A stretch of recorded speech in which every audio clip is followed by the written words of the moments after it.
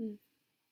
All right, let's look at chapter 19, lesson 5. So, this is the last chapter of chapter 19. I feel like we've been in chapter 19 for a really long time now. So, let's look here at, we're looking at the late Middle Ages, and this is going to be found on page 570.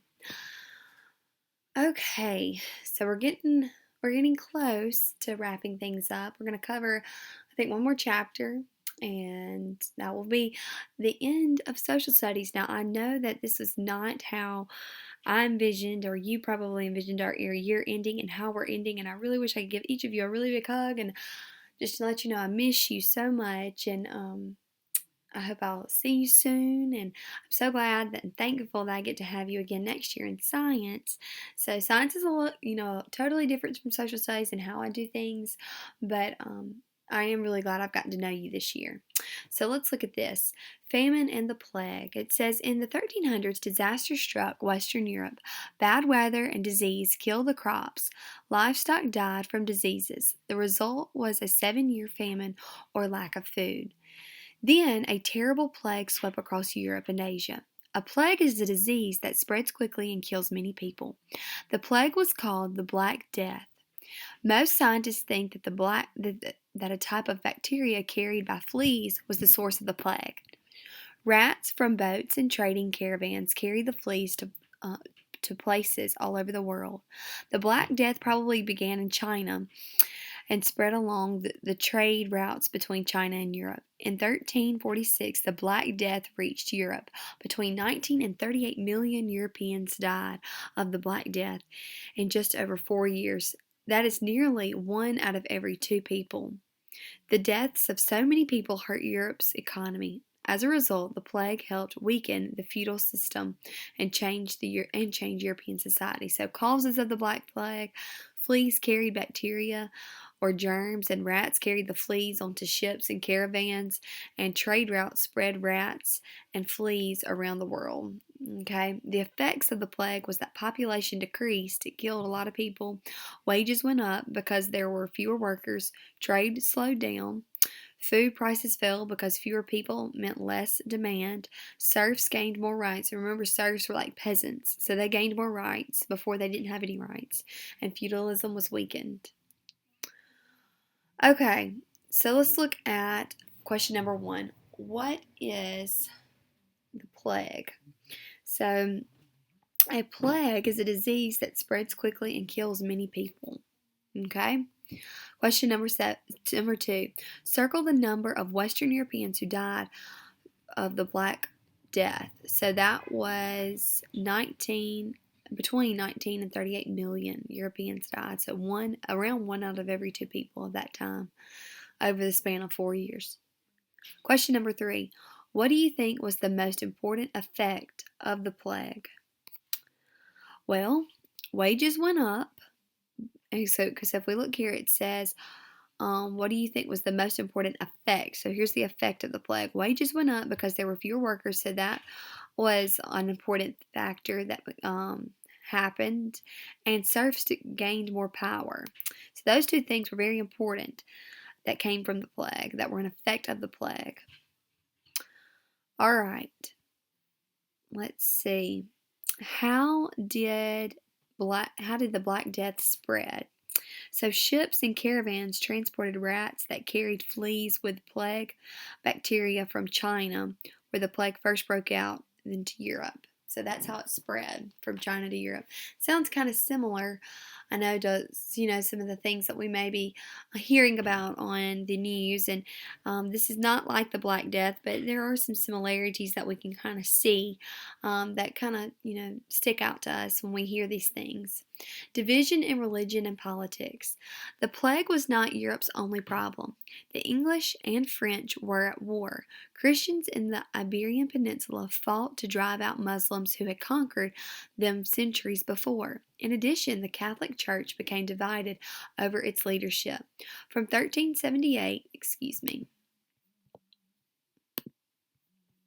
From 1378 to 1417, the church was divided by disputes over its leadership. This argument was called the Great Schism.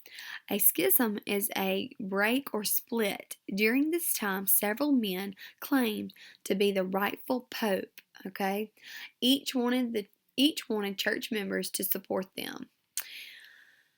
So in 1417, a council of church officials chose a pope that everyone agreed on. Many educated people, however, wanted to change the church. They wanted the church to be less worldly and more spiritual. All right, so question number 5. What was the Great Schism? So it was a period in the late 1300s when more than one person claimed to be pope. Several people thought they were pope, or they had the rightful position of pope. That's what that is. All right, Europe also experienced political division. For centuries, the English ruled areas of France. In 1337, English King Edward III claimed to be king of all France. He invaded France, beginning a war between England and France it lasted more than 100 years. The English won 2 important battles of Crecy in 1346 at Agincourt in 1415.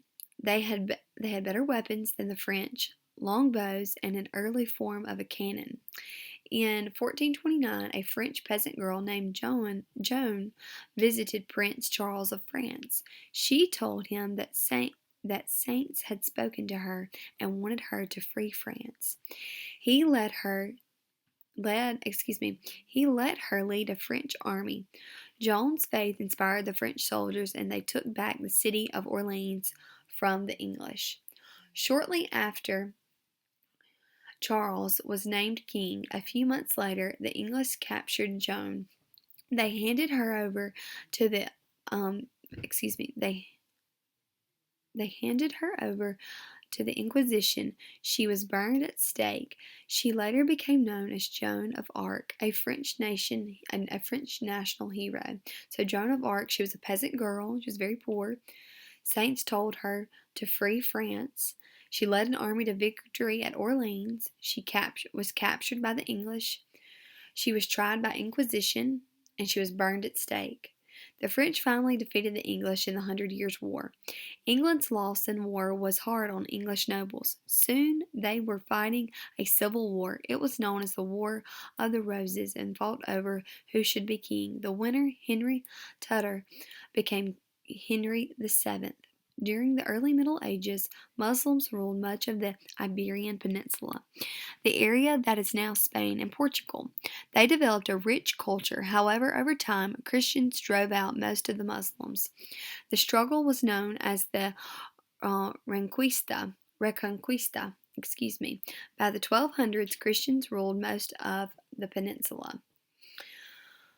All right, so let's look at this. Question number 6. Why did the 100 Years' War happen?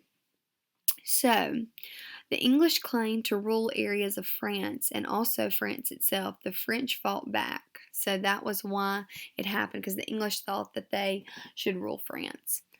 Who was Joan of Arc? So she was a peasant girl, a French peasant girl, who inspired the French army to fight and win against the English. She was captured by the English, and she was burned to death by Inquisition. All right, question number 8. What was the Reconquista? So it was a reclaiming of Muslims held lands in Spain and Portugal. All right. In 1469, Princess Isabella of Castile married Prince Ferdinand of Aragon.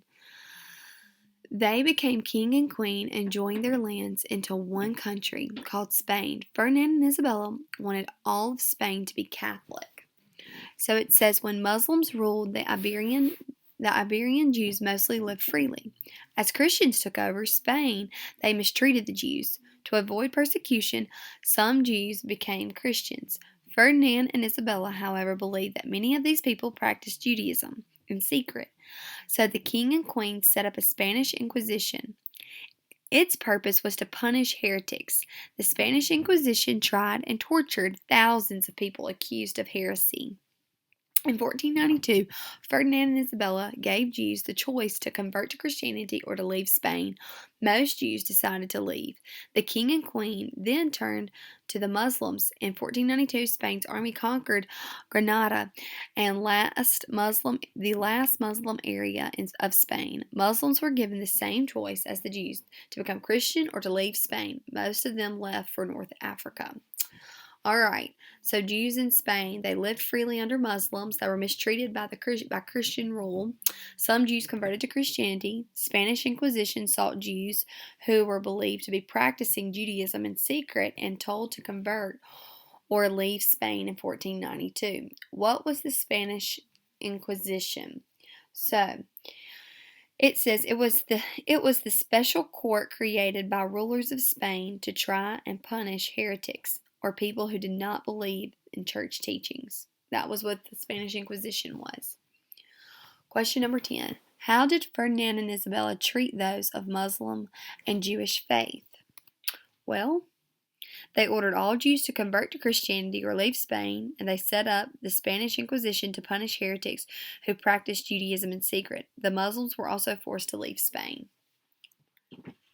All right, let's see how we're doing on time really quickly. We're going to stop right here. Oops, excuse me. And that was all of lesson 5. So I just wanted you to listen and listen to the questions and be familiar with what the Black Plague was and how it killed many people. And think about how is that relating to us today. Now I know that we haven't, hopefully we haven't really experienced something like that, but we make connections to where things have started and how things spread. And we're going to talk a little bit more later in this week about the Black Plague and